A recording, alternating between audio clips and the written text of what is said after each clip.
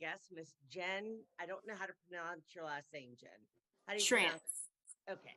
Schrantz. I'm not going to try, but it rhymes with ranch. Yes. Okay, there you go. Schrantz. Okay. So welcome, Jen. Welcome to Conscious Heart Solutions. I'm super excited to have you, and thank you for being willing to come on. I've been posting. A lot of you have seen a couple posts that I've made. Some of you, when you see this video of Jen's work, her art, she is an artist by trade. She has her own business and does pretty amazing work. So I'm going to share a short bio, and then I'll open it up and give you an opportunity to share a little bit more about yourself with the audience, and then we'll open the discussion up for more dialogue about your history and who you are and so forth. Okay, so Jen Schrantz is an Arizona-based artist. She grew up drawing the pages of her coloring books instead of coloring them. Jen graduated from the University of Arizona with a bachelor's in fine art photography. She is a self-taught artist. With the help of her talented artistic mother, she is a talented artist. Okay, I'm sorry. I apologize. She's a self-taught artist with the help of her talented artistic mother. She is drawn to color and puts a little piece of her heart and soul into every piece she creates. I appreciate your patience, guys. I'm being a little tongue-tied tonight, and I don't know why, but it's okay. Most of you, they're used to me. So, okay, welcome, Jen. Thank Want to you. share a little bit more about yourself, please? Yeah, you're welcome. Absolutely. I can't wait. I really wanted to show some of your art to the people that are going to be watching the show, because I just think it's amazing. But please, yes, go ahead and share more about yourself. So I'm from Tucson, Arizona, born and raised. I've lived here all my life. I grew up with very, very artistic. My mother and my brother are very artistic, so I kind of was emulating what I saw with them. Mostly painters, oil painters. And then my brother also got into photography for a while. So I was kind of his little test subject. And I just thought it was the most fun thing ever. So I ended up starting college, and I started in audiology because I was going off of like, what can I make the most money in? And then I started and I was like, this is horrible. I don't like any of this and I don't enjoy it and I'm not happy. So I was like, I'm just going to go into art and just do what I love doing. And I kind of just went from there. I started with a Bachelor in Fine Arts and Photography at the U of A. And it was a lot of like conceptually based stuff. So I didn't learn a lot of technical things, and I'm a hands-on learner. So where I learned the most was just like second shooting with photographers that I looked up to. And then once the pandemic hit, everything stopped. So no more weddings to photograph. People were staying home, so I didn't really photograph them. So that's when my art business kind of started booming, because I was trying to make money and stay steady, because that's my full-time job. So, and I'm a single mom, 2 boys. They're 8 and 12. So it's just an adventure every day. Well, I think I really wish that we could show at least a couple of your pieces with the cows heads that you do, because I was blown away. I mean, that's what attracted me to you initially when we became friends. I was like, wow, that's absolutely gorgeous. I mean, some of the pieces were just super amazing. And then watching your videos from your Instagram, making them, or yeah. I like to do like the process videos, and with the skulls, it kind of happened.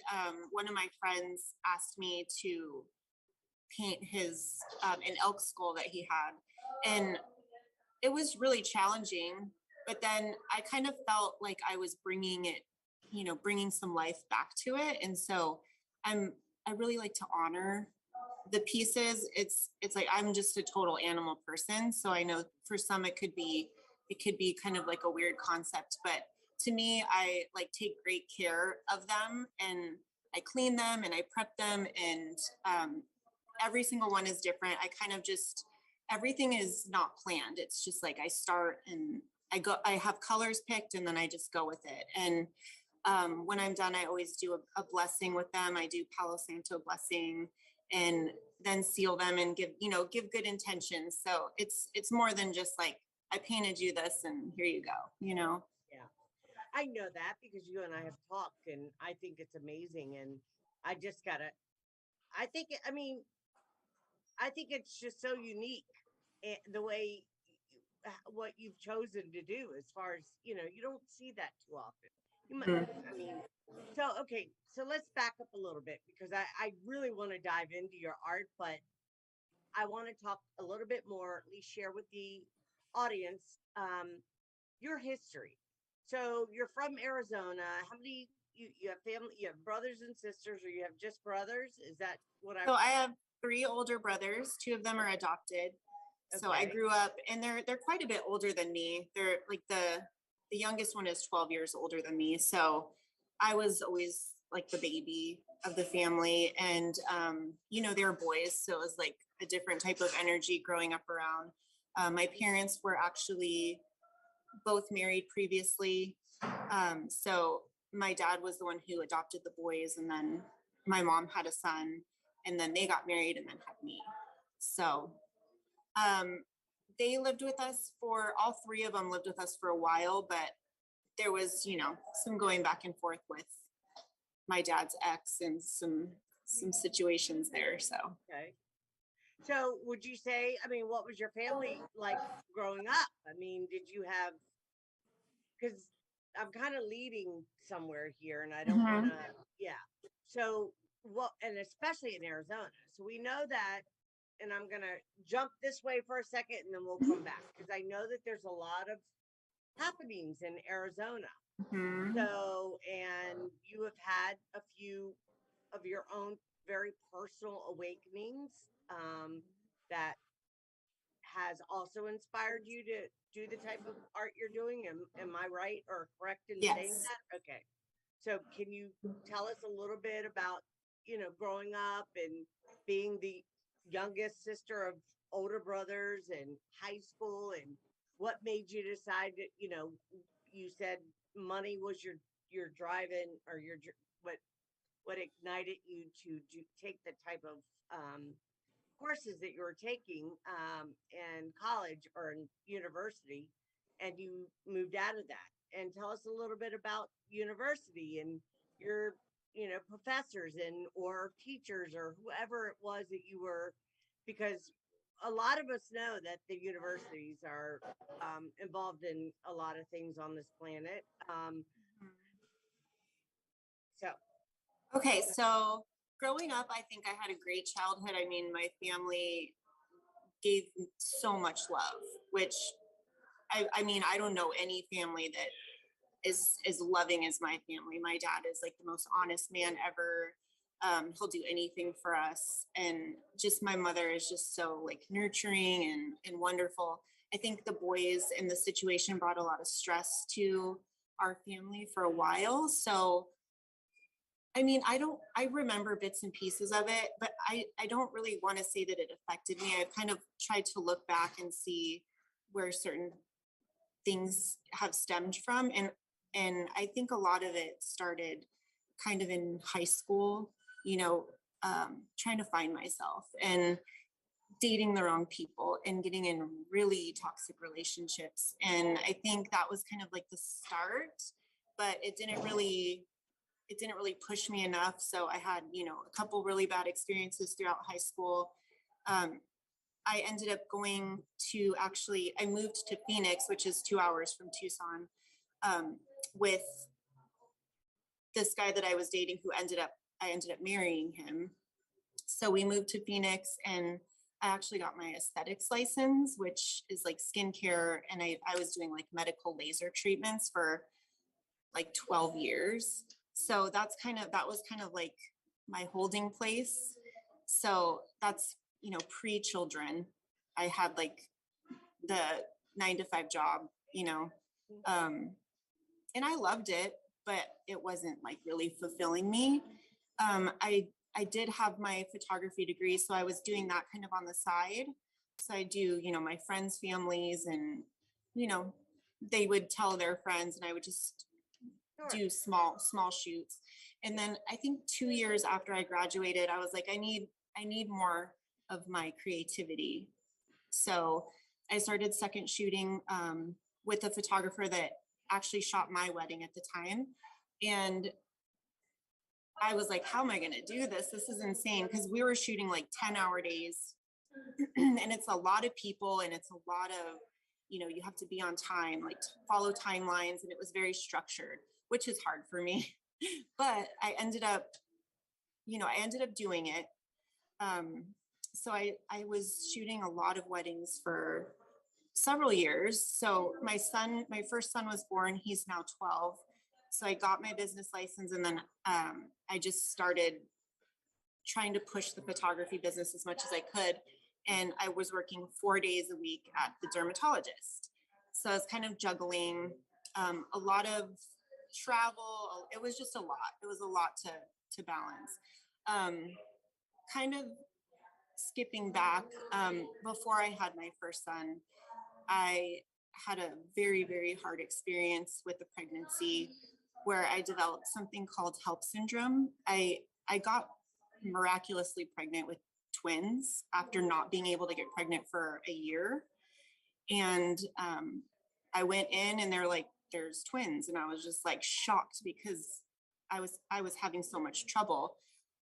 My brother is actually an acupuncturist, so he was doing acupuncture on me. And I think that's kind of what triggered it. Not the twins, but the pregnancy.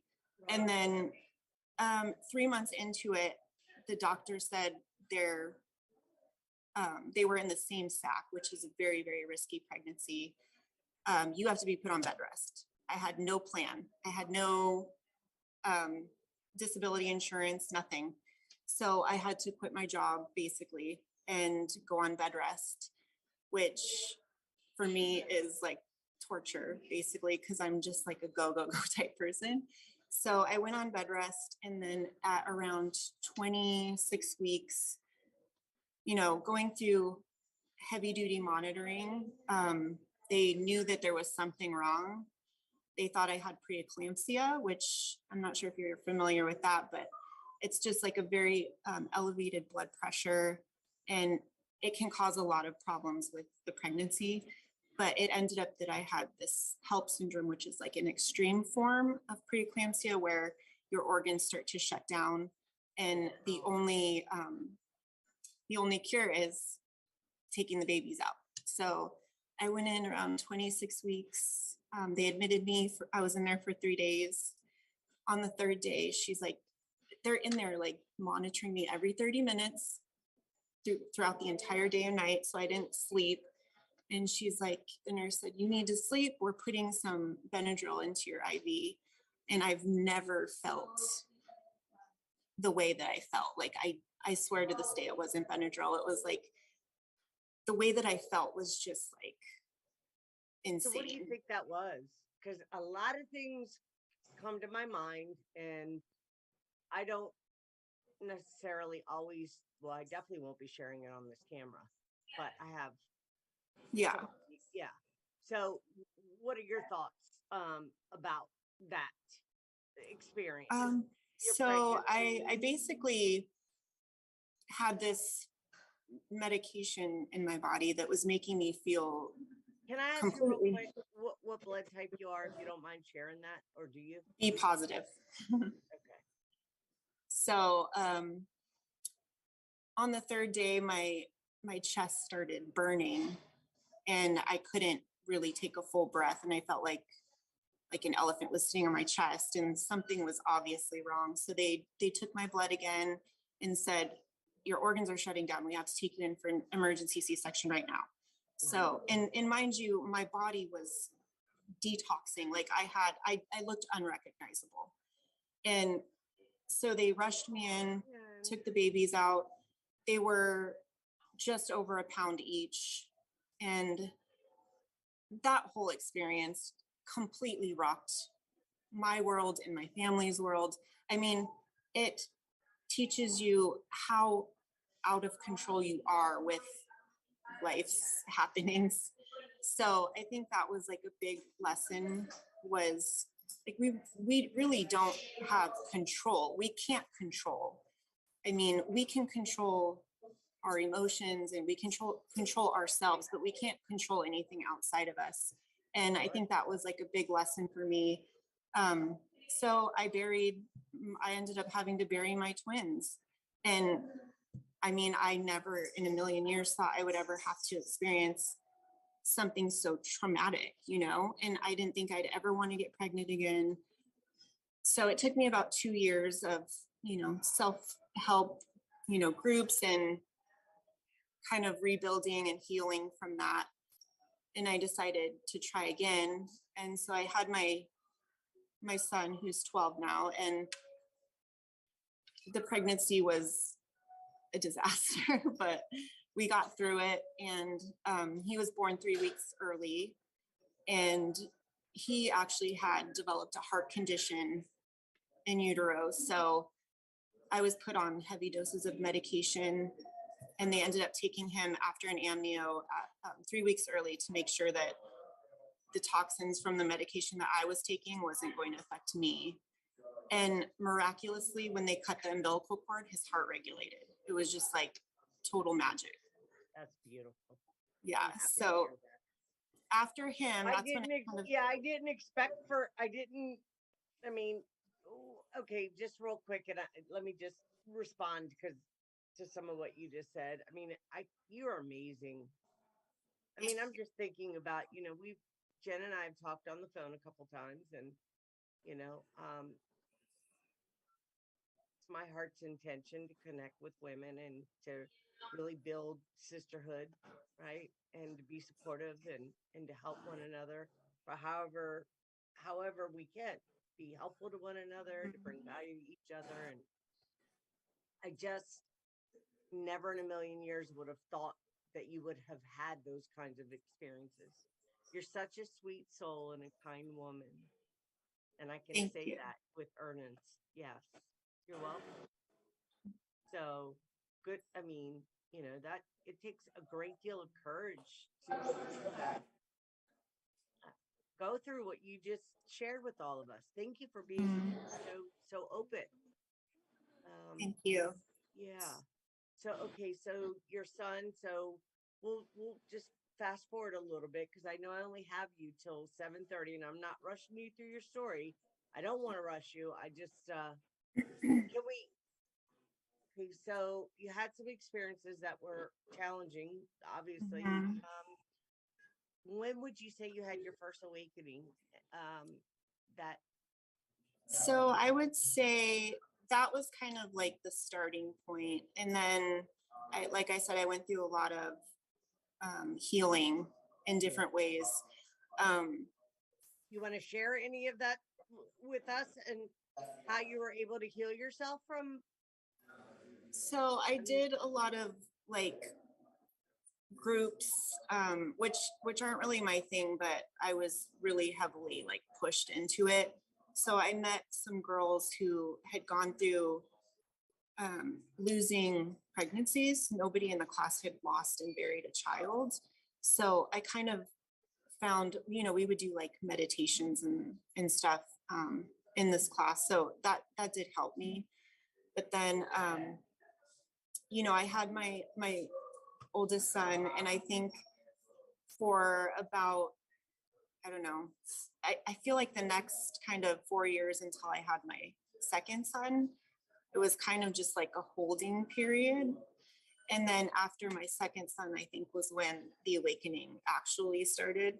So I went to like a little retreat, and I'm so bad with names. I'm going to try to think of the name, but it's a writer who wrote the Four Agreements. Oh, Miguel, Don Miguel or something. Ruiz. Yeah, I know I don't remember his name either, but I know who you're talking about. And most people will probably, Yeah, I think it's Don Miguel Ruiz or something. I think so. Yeah, his son came to Tucson, and it was around Valentine's Day, which is right around my birthday. And he was doing a like self-love workshop. Well, it was a love workshop. I didn't know it was self-love. I just thought it was kind of like based around relationships. And I kind of want, my ex-husband and I went just kind of to see, you know, if we can improve on some things. And it ended up being more about self-love. And I was like, oh, wow, like, what is this self-love thing? I've never experienced this. I never knew about this. And I was like, I haven't loved myself one day of my life so far. So I think that was like very eye-opening to me. And I started really diving into the world of self-love. And I realized that my situation wasn't working. So I kind of gave myself a time limit. I'm like, okay, I'll give myself a year from today. And if I'm still feeling this way, I'm going to make some big changes. And I think after 3 months, I was like, I changed my entire world. So I ended up getting separated from my marriage. And my youngest son was about 10 months old at the time. So it was a very, very traumatic and scary situation.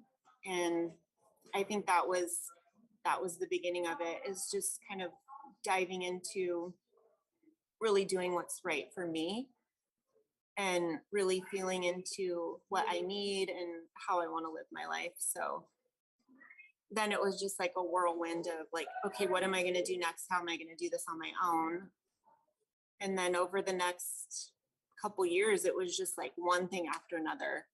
I was in like a bad car accident. It was just like, I would get kind of to one point and then something really traumatic would happen. And then I'd get a little further and then something traumatic would happen. And so throughout all of this, I was reading and doing all this research. And people were just like throwing things at me that I needed. It was strange because it was like, people would just send me a video from YouTube and I'd be like, oh my gosh, this is like really resonating. And it just snowballed. It just totally snowballed. Synchronicities, and that's what happens. Your higher self will definitely, and if you want to say your higher self, it's yourself. It's your soul self that you will plan these things out in order for you to work out your karma and also to heal. Yeah. So yeah. So it was a lot, but so you said that, okay. So my mind is in a lot of places right now. I'm just, because I have the ability to tap into certain things. When people share information with me, I can kind of go to that time or close to that timeline, if you want to say that, and see and have a look if I'm able to. Just even pick up a feeling, not necessarily. Sometimes I get visions, but it's a feeling. It's more of a feeling. And so you had mentioned that you experienced some really dark. So do you consider those experiences dark experiences? Is that what you were referring to, or is there? Well, I don't think, I mean, I think all suffering is used for healing. So I don't like by any means think that, I just think they're hard things to talk about. And they're hard things to think about. So those, it's things that like people don't want to go through in life. I guess I would call like dark experiences, but I take every situation and ask what I can learn from it. So all of these things that happen to me, that people would say, oh, this bad thing happened to me. It's like, we're here to like learn and to grow. And I think if you're not at the pace that maybe you should be, or the universe wants you to be, then it's like these things get kind of thrown at you to kind of boost you forward. Yeah. Yeah. I would agree. Absolutely. Yeah. So, so have you ever been contacted, or are you do you consider yourself like an empath or highly intuitive or clairvoyant? I did notice one of your posts. You made a comment on one of my posts today about being clairvoyant. And do you want to talk about that a little bit or? So I think for me, it's mostly like the inner knowing. So it's like I feel in my bones that it's, certain things are a certain way, and like nobody can, I mean, I welcome all opinions and conversations, but it's like that feeling. It's just like, I just know. And I've proven myself right so many times, like whether it's a feeling about like an intuition that I have about what's going on with somebody, or, what might happen or what somebody's going to say, like it's those type of things. And, I had a lot of like supernatural experiences when I was little. And I always felt my grandmother. Like I would hear her, I would feel her, like I knew she was like sitting in my room. My TVs would turn on and off, the fans would turn on and off, like I would hear footsteps, and I just knew she was there. And it stopped. Like it was only for a specific amount of time. And I'd always talk with her at night. And we even had like someone come to our house because there were so many weird things that were happening. Like vases would get knocked down while we were eating dinner and weird stuff like that. So we had these people come and do like a reading on our house with the monitors and stuff. And they said that our house was built over like an old Indian burial ground. I was just going to say, and you just said it. Yep. Okay. Yeah. So there was a lot of like activity in that house, actually so much so, and it actually followed us. Like there's a little town called Bisbee that my parents wanted to get a house in. It's about an hour or so away from Tucson, and so many supernatural things were happening that my mom said, forget it. I don't want to move here. I can't deal with this. And we ended up selling that house and moving out of the house. And I think it was just like, do you have Indian? Do you have Indian in your, no? What I don't think so. nationality? So my dad is Austrian, Jewish. My mom is German, Polish, I believe. Okay. Yeah. Doesn't mean you don't have a history. Yeah. Yeah.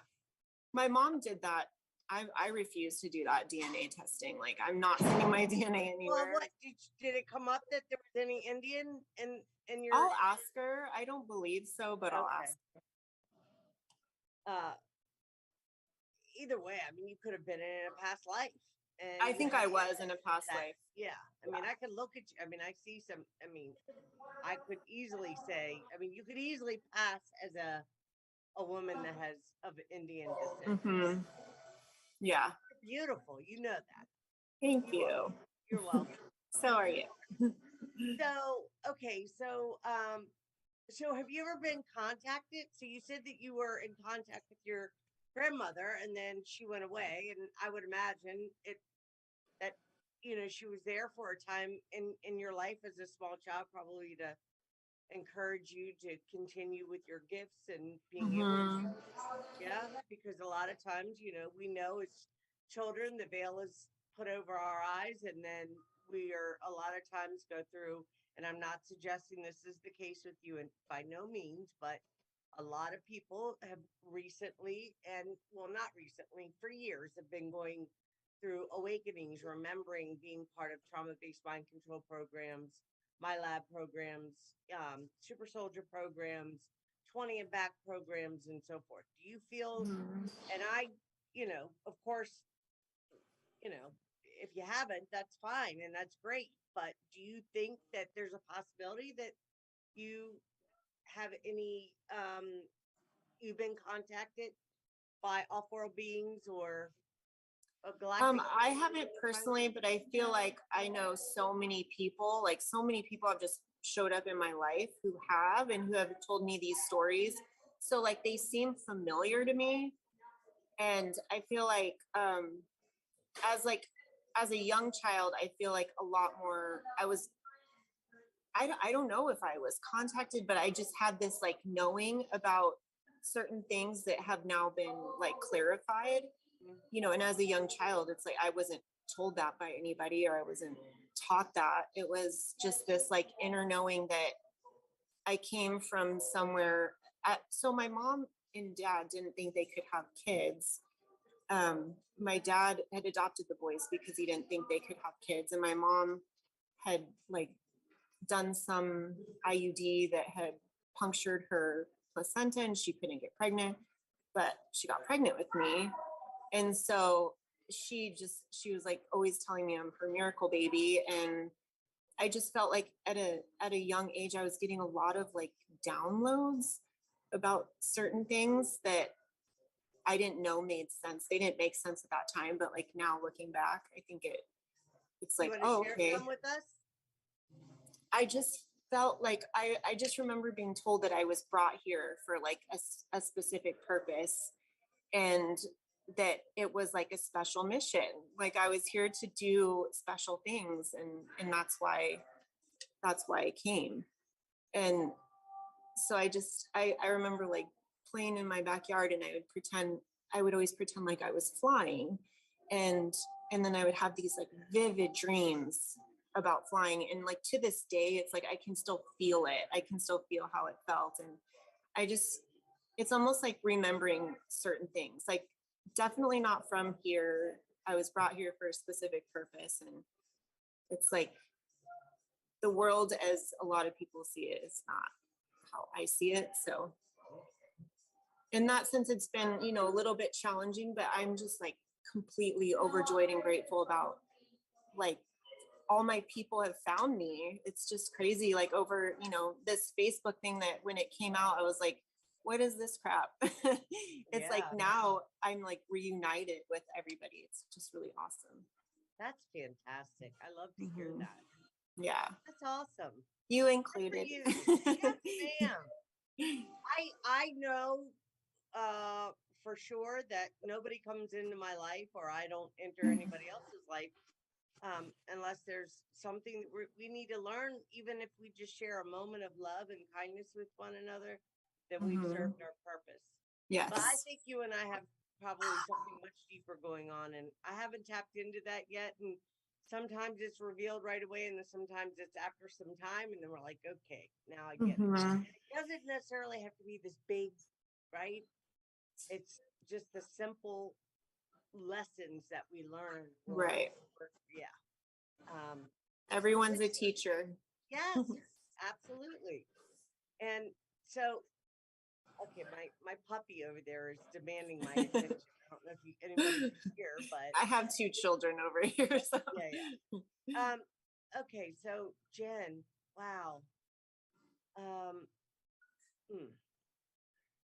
So I don't want to go back to the babies and so forth. I mean, I don't want to trigger you in any way or be just, you know, I don't want to. I'm an open book. It's like, you know, sometimes I cry, sometimes I'm able to talk about it freely.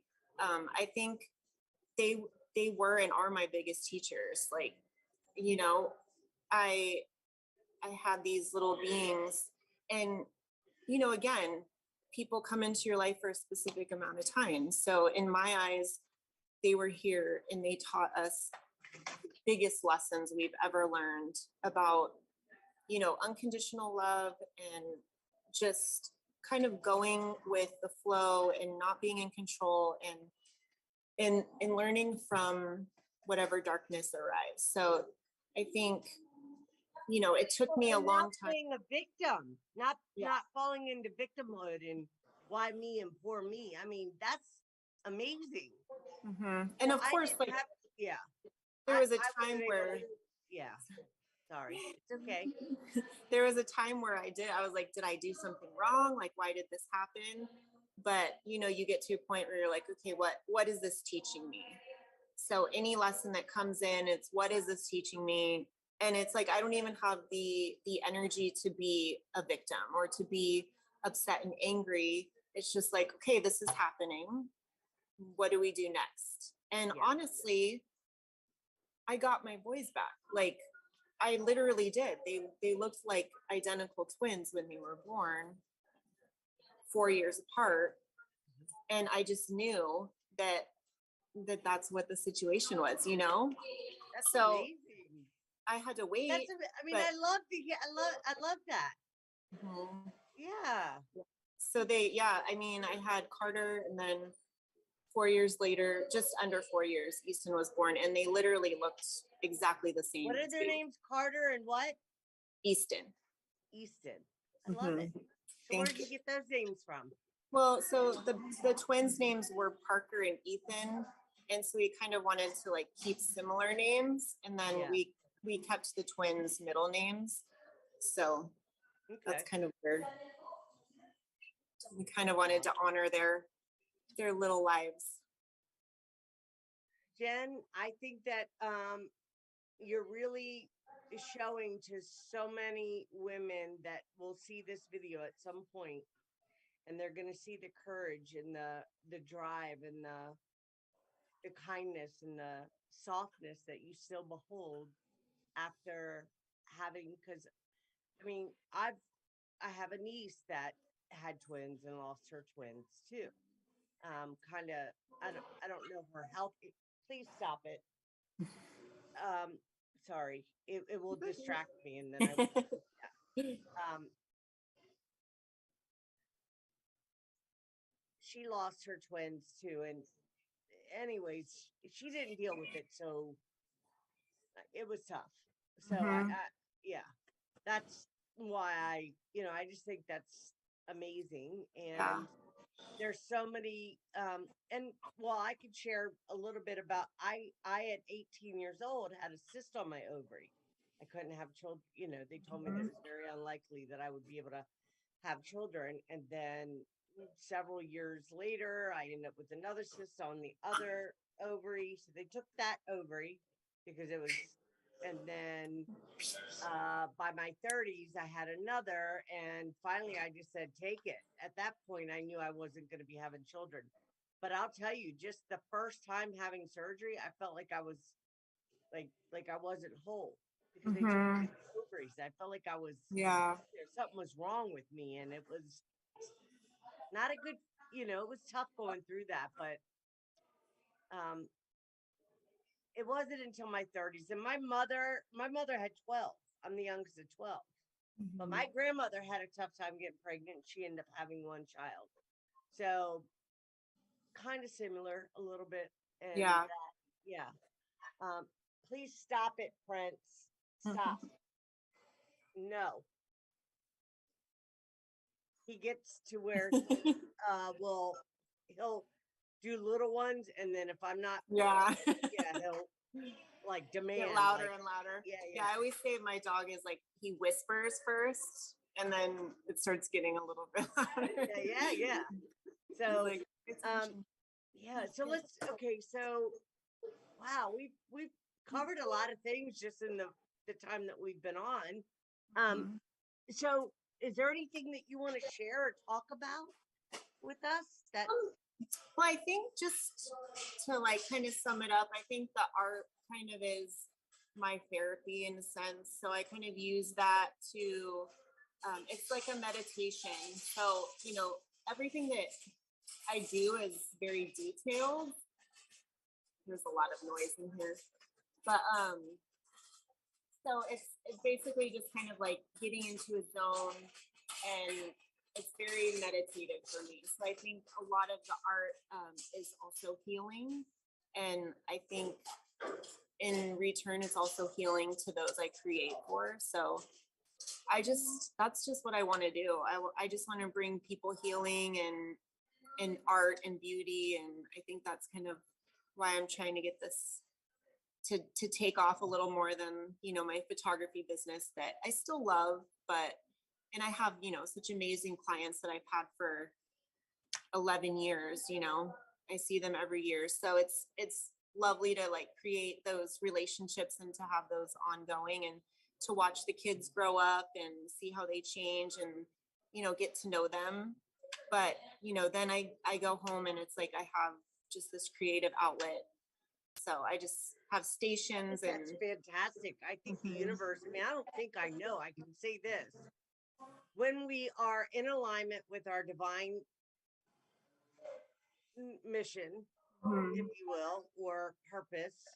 And I'm not a person that says, and I'm not saying that I have all the answers either, but we create, people say, oh, I want to know what my purpose is. What is my purpose? Your purpose is what you create it to be.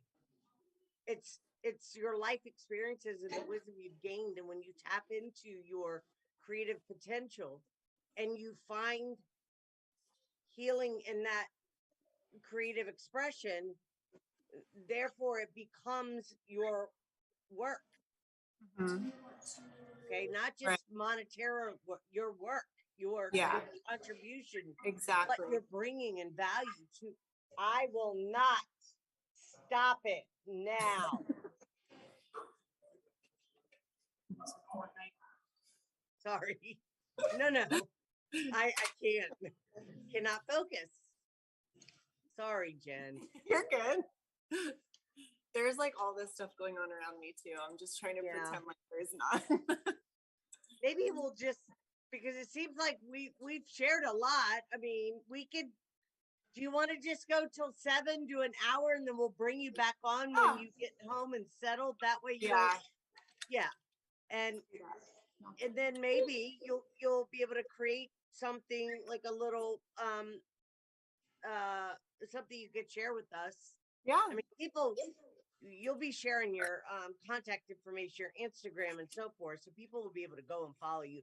Do you have any pieces with you that you can show us, or you're traveling right now, so you would? Yeah, I'm traveling, so we're leaving for Hawaii tomorrow. So, oh my goodness! And I didn't know that I wasn't going to be home tonight. I thought, well, we're leaving tomorrow, so I'll be home. But we're leaving so early from Phoenix, so we decided to come stay. That's so exciting! Yeah, Hawaii. How long are you going for? For a week. We're going with some friends, and I've never been, and I'm just like, I'm probably going to take 5 billion photos. 5 billion. So, I can't wait to see. Yeah, it's Hawaii. Awesome. I mean, there's a lot going on there too. Yeah, so we have some activities planned. So I'm excited to see. A lot of them are kind of going to be a surprise, but I'm just I'm just ready to go. I just want to be by the water. So water is a portal, and we connect in when we're in, especially like not like the ocean or river, any water, natural spring, water, ocean, river, whatever. And I really can't stop it now. She's like, I want to sit on your lap. Yeah. I mean, yeah. He's done so well with his house training, and then we've had 2 accidents yesterday and today, and I'm not happy about that. Yeah, it's rough. But dogs are like the literal best. Yeah. They're like little angels. Oh, he's amazing. I am crazy. Well, when I first got him, I'll just say, Jen, I wasn't so, I mean, I like my house immaculate. I love a clean home. And I wasn't, everybody kept saying, oh, a puppy, it's like a baby. And this, because I've had pets before, but, I got my last one. He was like, I think a year and a half when I got him.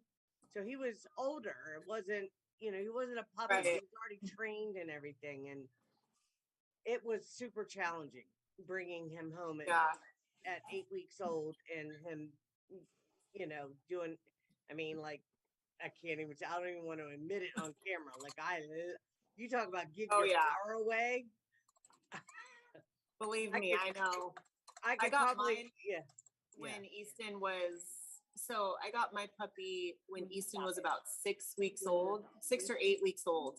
So I had a newborn baby and then a puppy, and it was like, but I was like, let's just get it over with all at once, like all the pooping and the mess and everything. Yeah. So I don't know. I sat on my living room floor and kind of in tears one night and just realized, like, Ida, he's a baby. You gotta chill out, lady. I didn't hurt him, but I would raise my voice and scare the heck out of him. Yeah. The other night, I was on the phone with my sister in the kitchen, and I looked over, and he was sitting in his crate, and he was shaking. And I was like, Frida, he's shaking. I don't know. He might have ate, when I took him for a walk, he might have eaten something off the ground, or I don't know, because I take melatonin at night just so I could sleep, because otherwise I'm up to 4 a.m. staring at the ceilings. And I'm always concerned. I hope I, don't drop one and he ends up, because I dated a guy many years ago in my early 20s, and he had gotten a puppy, and the puppy got a hold of some medication. We had to rush him. Anyway, so I kind of got that still in the back of my mind. Like, it just scares me. Like, Yeah. yeah. So when I saw him shaking, I'm like, oh my God, I hope he didn't. And then I looked down and I seen this little spot of where he went to the bathroom, and he was scared. And that said, okay, I can't do this. I don't want him to be scared of me. And I Yeah. don't want to, so I sat here today and I was like, please forgive me, Prince, for ever being mean to you, little man. I call him little, Yeah. he's such a amazing. Do you mind if I get him? No, go ahead. Okay. Let me see this dog.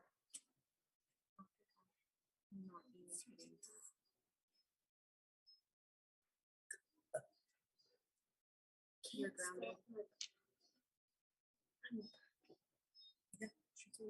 No food. She was drowning. Yeah, you deserve it. So no food. You're quiet.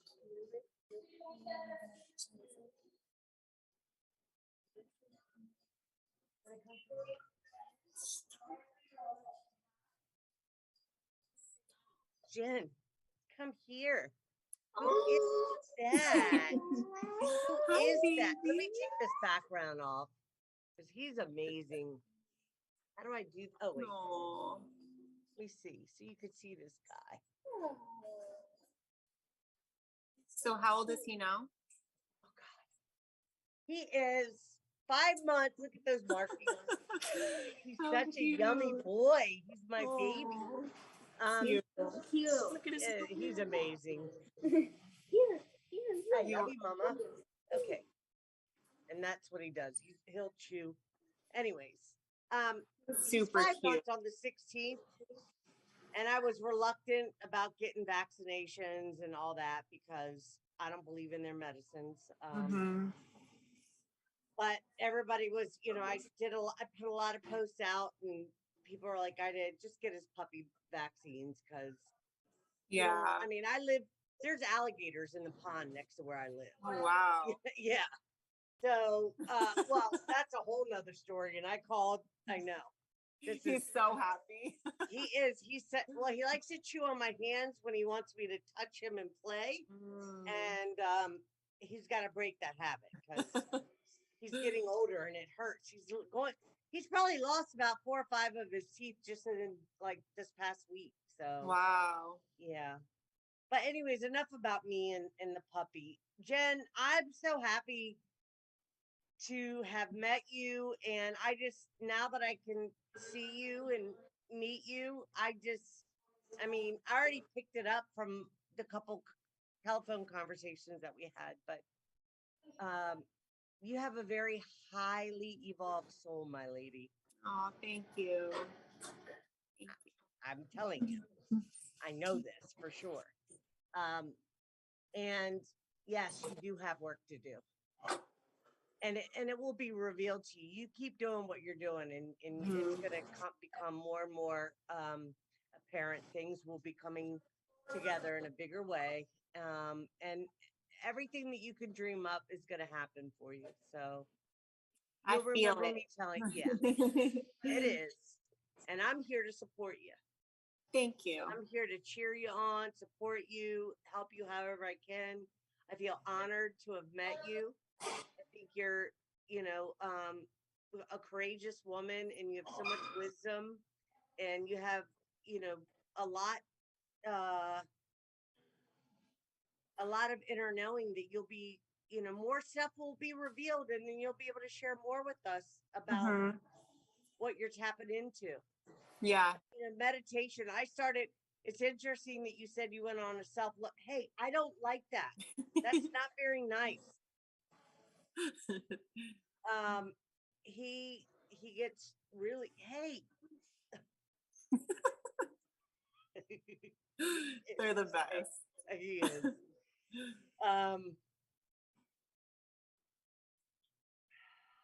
what I was gonna say. I was gonna say something. You I don't said you were on the self-love. Oh, the self-love. So I start doing this. So I'll send you the video. Hey, stop it. Nope. Stop. There's a lady, Soulful Solutions or Soulful Revolution. She's amazing, and she did this meditation. It's like 10-15 minute meditation, guided meditation, where she takes you down this stone staircase into darkness.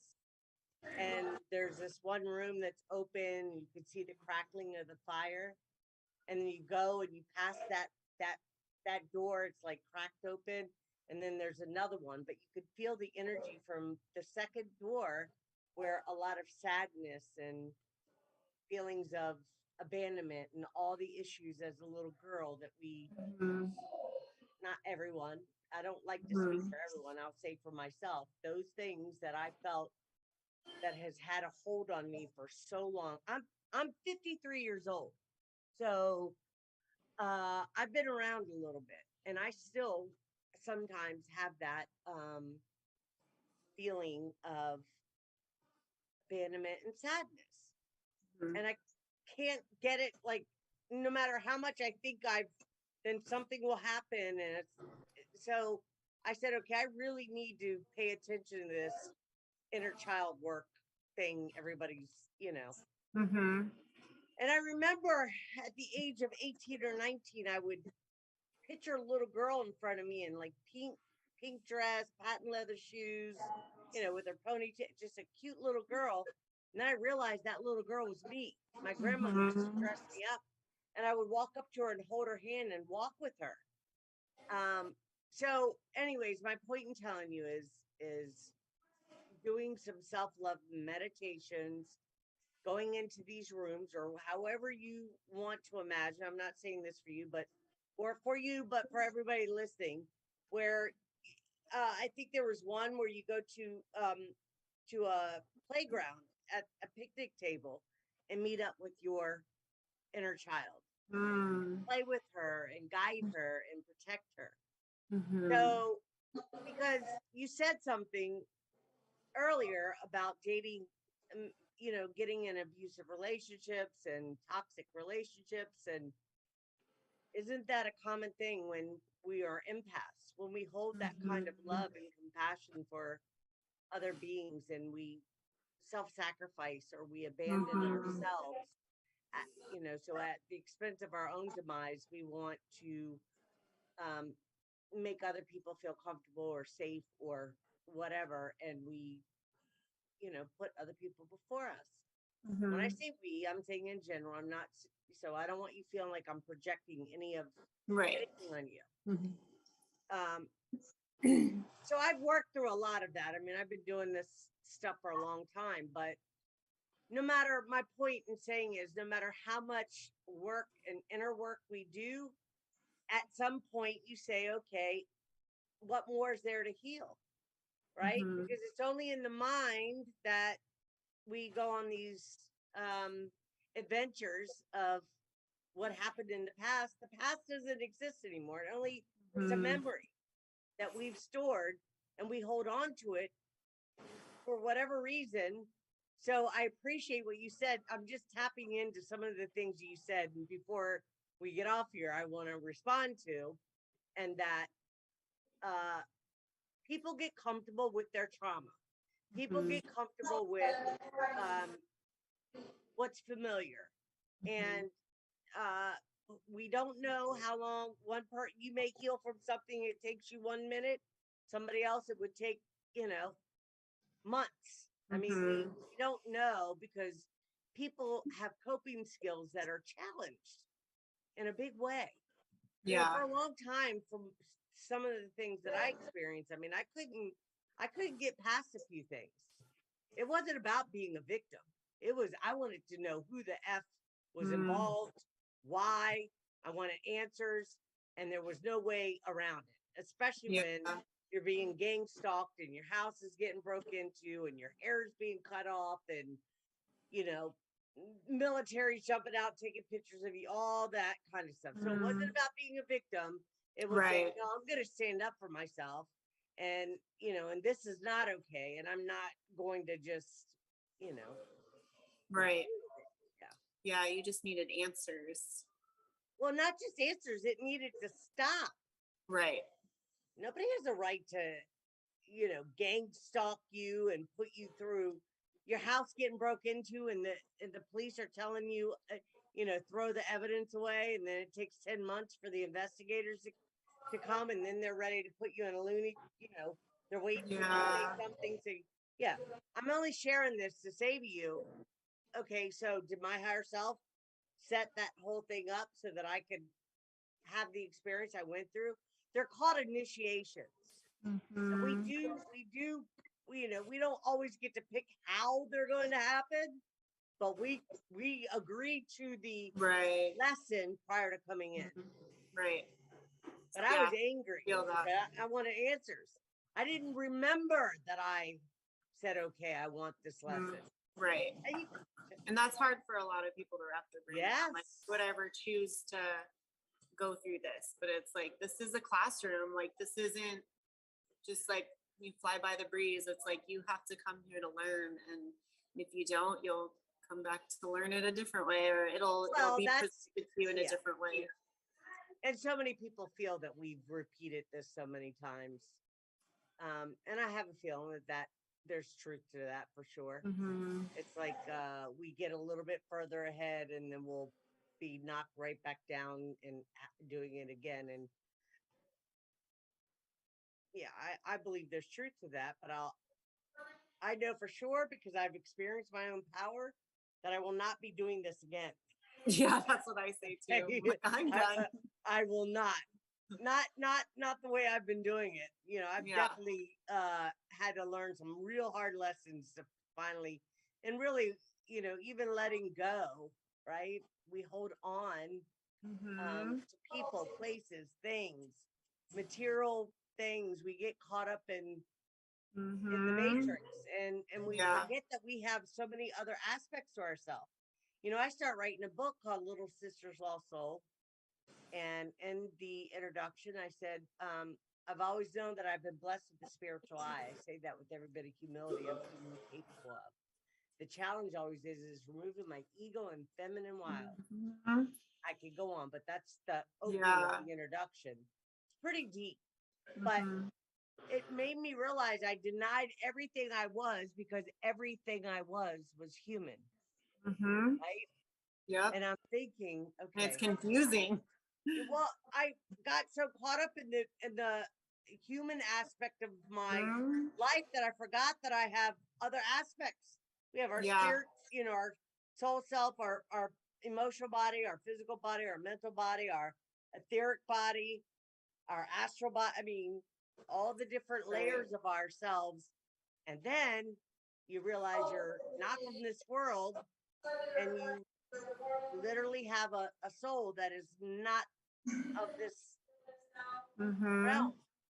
Yeah. You know? And I think And that's like they want us to get wrapped up in the human. I think that's like the challenge, you know, is like say that breaking all again. those.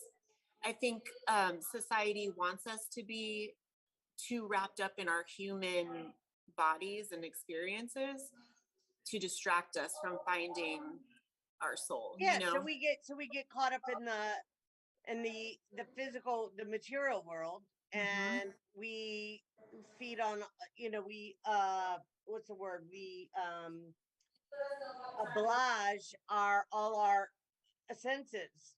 We take Mhm. what tastes good, feels good, sounds good, all the, you know, the different The senses that we senses. have Mhm. that we like to entertain and for pleasure. There's nothing wrong with pleasure. I'm not a person to think, you know, to but I do see sex and all of it as sacred in a way that I've never. When I was younger, I was, it was sex, drugs, and rock and roll. I mean, you know, we did Yeah. things, and it's just, I see things much differently now. Yeah. Me too. Yes, ma'am. The veil is lifted. Yes. But again, it's like, I don't think that I didn't come here to be a nun. Okay. I'll say that. But I definitely want a beloved, a partner, somebody that, I don't want to be, I would like to meet somebody and have a partner, but I'm not in any rush either. I know it will happen. Yes. And yeah, but Jen, so it's 7 o'clock, and I was hoping that we'd be able to show some of your art. I keep saying that because I just, I'm not trying to like pump you up or anything, but I really do think it's amazing work that you do. You're welcome. I showed some people today at the CBD cafe. I was like, this is who I'll be interviewing tonight. And I gave them I showed them how to, look through your stuff on Facebook. I didn't go to Instagram. But send me the links. Yeah, everything. And I'll have Katie add it. And we'll just put this up as, we could just say a soft opening, a soft introduction to Miss Jen. And I want you to have a blast. I can't wait to see all the pictures from Hawaii. I want you to have a safe and fun trip. And I can't wait to hear about it when you get back. Thank you. Thanks You're for welcome. having me on. You're awesome, Jen. So I are you. appreciate you. And thank you for your patience. I'm not the best interviewer, but what I am is down to earth and very authentic. Oh yeah, that's my favorite. It's just real and down to earth. So yeah. So, and I don't really like go on camera very much, so I'm probably very awkward myself. I decided to do this because first off, it was an outlet for myself to be able to share some things that I feel, is important, and also to connect with other people. I mean, so that we can have an open dialogue, and we may not agree with everything, but we can, be supportive to one another and share ideas or share our differences and say, okay, I can see from your perspective. I get that, to be able to have the dialogue and not be so, because the world is constantly, through religion, through, politics, through just community. People want to, race, color, creed, whatever. Everything is always either vying for our time and then wants us to pick a side. I don't pick sides. No, we're all one. Yeah. So yeah, I don't pick sides, and I appreciate my darkness as much as I do as my light. Yes. But I don't make it my business to be hurtful or harmful to people. And because I know that when I'm hurtful and harmful to others, I'm only doing it to myself, because we literally are having a conversation with ourselves right now. Yeah. There are aspects of each other, and I do believe that we are holding each other's hands, walking each other home. Exactly. That's our hearts. That's where, it's not out there somewhere, people. That's what I say. It's an inside job. But when you get the hang of it, it feels good. Sorry, I can't. Yeah. All right. I'm gonna let you go because I know you have a flight tomorrow, and you probably want to visit with your friends, and have a great night. Send me all the links. I'll have them, and I'll send you this video. It's Okay. Yeah. Awesome. Jen, thank you for coming on. We appreciate you. Thank you. Love you so much. Real quick, where they can find you on Instagram? Go ahead and share your links, and you'll send them to me. So on Instagram, it's under the Aquarian Bee, or at Out of This Galaxy 111. Wow, so, I love the name. Yes, ma'am. That should actually be for both Facebook and Instagram. And I'm currently making a website, which I'll probably actually do a lot of on my 6-hour flight tomorrow. So I'm just trying to build the art website. My photography website is obviously up. It's been up for a while, but I think I'm kind of moving more into the art world. So the Aquarian Bee, Very good. BEE. Yep. So you'll send those to me, and then we'll have you on when you get back and you're settled and you have your website. That way, we'll have more content to share with the listeners. And Okay. yeah, sound good? Works. Yes. Very thank good. you. Have a fantastic flight. Enjoy your trip, and I'll talk to you soon. Thank you. Have a good You're night. welcome. Bye. Bye bye.